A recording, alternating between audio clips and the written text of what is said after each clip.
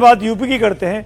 UP में एक के बाद एक धर्मांतरण गैंग के मामले सामने आते जा रहे हैं। सिलसिला बलरामपुर से शुरू हुआ था, फिर ये आगरा पहुंचा और अब एक बार फिर पूरब में कुशीनगर से एक और बड़ा मामला धर्मांतरण का सामने आ गया है।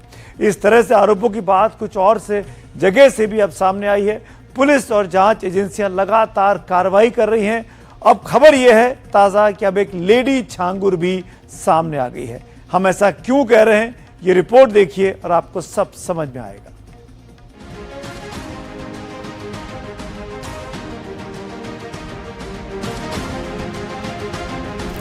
एक है छांगुर और एक है लेडी छांगुर।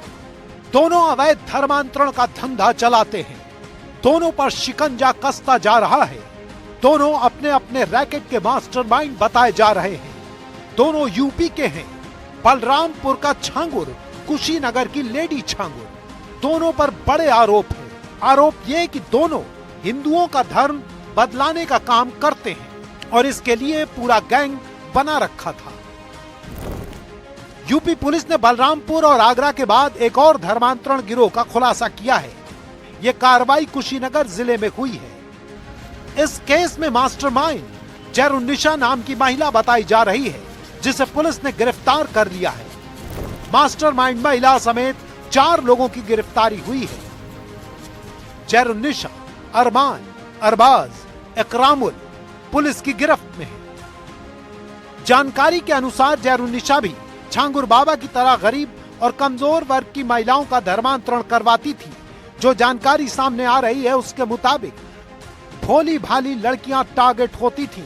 जैरुन्निशा लड़कियों को जाल में फंसाती, धर्मांतरण के बाद मुंबई भेजा जाता था।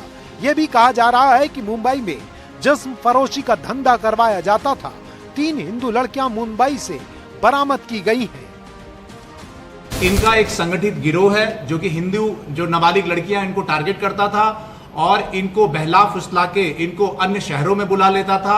इनका धर्म परिवर्तन कराता था और साथ ही दुष्कर्म भी करता था। और साथ ही ये बात प्रकाश में आई है कि इनको अनैतिक कृत्यों में भी ढकेलता था। थाना रामकोला क्षेत्र में लव जिहाद और धर्म परिवर्तन कराने वाले हिंदू नाबालिग लड़कियों का ये गैंग पकड़ के और इसमें 4 लोगों की गिरफ्तारी की गई है। खबरों के मुताबिक धर्म परिवर्तन के बाद लड़कियों का यौन शोषण किया गया था। इसके बाद उन्हें जबरन देह व्यापार के काम में उतारा गया। ये बताया जा रहा है कि पूरे गैंग का नेटवर्क यूपी से लेकर मुंबई तक फैला था। पुलिस फिलहाल दूसरे गैंग से इसके कनेक्शन तलाशने में जुटी है। क्या इनके ऊपर कोई और भी है जो इनको निर्देश देता था? कुशीनगर पुलिस ने भी धर्मांतरण से जुड़े एक मामले का खुलासा किया है। दरअसल कुशीनगर पुलिस को एक लड़की की गुमशुदगी की रिपोर्ट मिली। इलाका रामकोला का था। जब पुलिस ने जांच आगे बढ़ाई तो पता चला एक नहीं बल्कि 3 लड़कियां लापता हैं। जांच आगे बढ़ती गई तो पता चला कि लड़कियां संभवतः मुंबई में हो सकती हैं। फिर पुलिस ने मुंबई पुलिस से संपर्क किया और तीनों लड़कियों की बरामदगी की। जब पूछताछ हुई तो पता चला कि इन लड़कियों को बहला फुसला करके इनका धर्मांतरण कराया गया था और इस पूरे गैंग में एक महिला शामिल थी जो सरगना के तौर पर काम कर रही थी। कुशीनगर पुलिस ने महिला समेत कुल 4 लोगों को गिरफ्तार किया। ये सवाल भी उठ रहे हैं कि क्या जैरुन्निशा का छांगुर गैंग से कनेक्शन था? क्या नेपाल से कोई कनेक्शन है? ये सवाल इसलिए क्योंकि छांगुर बलरामपुर से काम करता था और जैरुन्निशा कुशीनगर से। दोनों ही जिले पूर्वी यूपी में हैं और नेपाल की सीमा के करीब है। पूछताछ में पता चला कि जो 3 लड़कियां लापता थी उनके साथ रेप भी किया गया और मुंबई ले जाकर के उनको जिस्म फरोशी के धंधे में डालने की तैयारी थी। ऐसे में अब फिलहाल 4 आरोपी पुलिस की गिरफ्त में हैं। उन सभी से पूछताछ करके इस पूरे गैंग में कौन कौन शामिल था, कितने लोगों का धर्मांतरण कराया गया, क्या नेपाल का भी कोई कनेक्शन है, इस गैंग को पैसे कौन देता था, ये तमाम ऐसे सवाल हैं जिन सवालों का कुशीनगर पुलिस जवाब ढूंढने की कोशिश कर रही है। पुलिस की सक्रियता से इस संगठित अपराध का पर्दाफाश हुआ है। मामले की गहनता से जांच की जा रही है और गैंग से जुड़े अन्य लोगों की तलाश भी जारी है। ये संदेश साफ है कि धर्मांतरण और मानव तस्करी जैसे अपराधों में शामिल लोगों को किसी भी सूरत में बख्शा नहीं जाएगा। Ranveer Singh, NDTV India.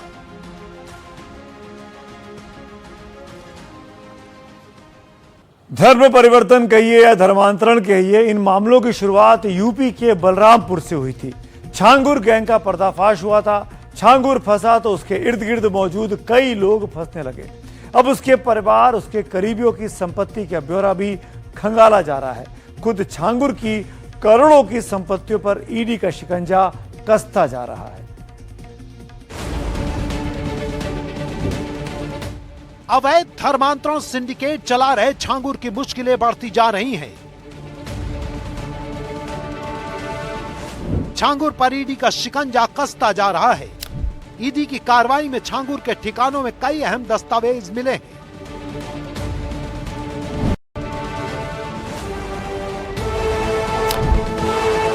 ED ने 17 जुलाई को छांगुर और उसके करीबियों के ठिकानों पर छापेमारी की थी। बलरामपुर, मुंबई और लखनऊ के करीब 15 ठिकानों पर छानबीन के दौरान कई दस्तावेज बरामद किए गए थे। ईडी की छानबीन में छांगुर और उसके गिरोह के सदस्यों के करीब 22 बैंक खातों में 60 करोड़ रुपए से अधिक की फंडिंग की बात सामने आई थी। ईडी अब और बड़ी कार्रवाई करने जा रही है। ईडी ने छांगुर के खिलाफ बड़ा एक्शन लेते हुए उसकी 75 करोड़ रुपए से ज्यादा की संपत्ति को जब्त करने की तैयारी शुरू कर दी है। छांगुर की जिन प्रॉपर्टीज को जब्त करने की तैयारी की जा रही है, उनमें मुंबई के पास लोनावाला की प्रॉपर्टी भी शामिल है। छांगुर की और उनके जो एसोसिएट्स हैं, उनके यहाँ रेड की थी, छापेमारी की थी और छापेमारी के दौरान 10 प्रॉपर्टियों को आइडेंटिफाई किया था, जिनकी लिस्ट भी बनाई थी। इनमें कई प्रॉपर्टी बलरामपुर उत्तर प्रदेश में है और कुछ प्रॉपर्टी जो है मुंबई के अलावा पुणे में है, लोनावाला में। तो इन प्रॉपर्टियों को ईडी ने आइडेंटिफाई किया था और ये कहा था कि ये जो प्रॉपर्टियां हैं ये 10 करोड़ में ली गई थी, लेकिन अभी जो इनकी मार्केट वैल्यू है 8 करोड़ से ऊपर है। इसके साथ ही कुछ और प्रॉपर्टी जो है उनको भी आइडेंटिफाई किया गया था। तो ईडी अब इस मामले में बड़ी कार्रवाई करने जा रही है। करीब 75 करोड़ की जो प्रॉपर्टियां हैं उनको अटैच करने की तैयारी ईडी कर रही है। बताया जा रहा है कि ईडी कई और बैंक खातों का ब्यौरा खंगाल रही है। खासकर नवीन रोहरा और उसकी पत्नी नीतू रोहरा के खातों की जांच हो रही है। ये पड़ताल की जा रही है कि विदेश से कितनी रकम भेजी गई और इनका कहां कितना इस्तेमाल हुआ। छांगुर, उसके परिवार, उसके करीबियों की संपत्ति का ब्यौरा भी खंगाला जा रहा है। आज या कल में छांगुर बाबा ईडी की कस्टडी में आ जाएगा, तो फिर उससे फर्दर आगे की पूछताछ होगी। तो कहां से फंड मिला, ट्रेल किया है, किन किन देशों से उसको पैसा आ रहा था और उस पैसे से उसने कहां कहां प्रॉपर्टियां परचेज की हैं, कितना पैसा धर्मांतरण में लगाया है, ये सारी जानकारी ईडी उससे लेगी। इस बीच उन अधिकारियों पर भी कार्रवाई हो रही है जिन पर छांगुर की मदद करने का आरोप है। ये तस्वीर गाजियाबाद पुलिस की क्राइम ब्रांच को हेड कर रहे इंस्पेक्टर अब्दुल रहमान सिद्दीकी की है, जिन्हें सस्पेंड कर दिया गया है। इन पर क्या आरोप है ये आपको बताते हैं। अब्दुल रहमान पर यह कार्रवाई छांगुर बाबा गैंग के धर्मांतरण मामले में पीड़ित को धमकाने के सिलसिले में की गई है। उन पर आरोप है कि 2019 में मेरठ से गायब हुई लड़की के मामले में उसके परिजन शिकायत दर्ज कराने आए थे, लेकिन लड़की के परिजनों को इंस्पेक्टर साहब ने धमकाकर चुप रहने पर मजबूर कर दिया। अब्दुल रहमान सिद्दीकी के खिलाफ मेरठ से आई पुलिस रिपोर्ट के बाद ये कार्रवाई की गई। पुलिस कमिश्नर ने सस्पेंड किया। छांगुर से जुड़े हर शख्स को तलाशा जा रहा है, क्योंकि अवैध धर्मांतरण के मामले में गिरफ्तार बलरामपुर के छांगुर का अंतर्राष्ट्रीय नेटवर्क सामने आ रहा है। यूपी समेत देश के कई राज्यों से लेकर खाड़ी देशों और पनामा तक इसका कनेक्शन दिख रहा है। ईडी की जांच में यह भी खुलासा हुआ है कि बलरामपुर के अतरौला में मधुपुर की कोठी को धर्मांतरण केंद्र के रूप में इस्तेमाल किया जा रहा था। अब ये पता लगाने की कोशिश हो रही है कि इस तरह की कितनी कोठियां हैं जो छांगुर और उसके गुर्गों ने अवैध काम की कमाई से खरीदी थी और जिनका इस्तेमाल धर्मांतरण के लिए किया जा रहा था। Mukesh Singh Sengar, NDTV India.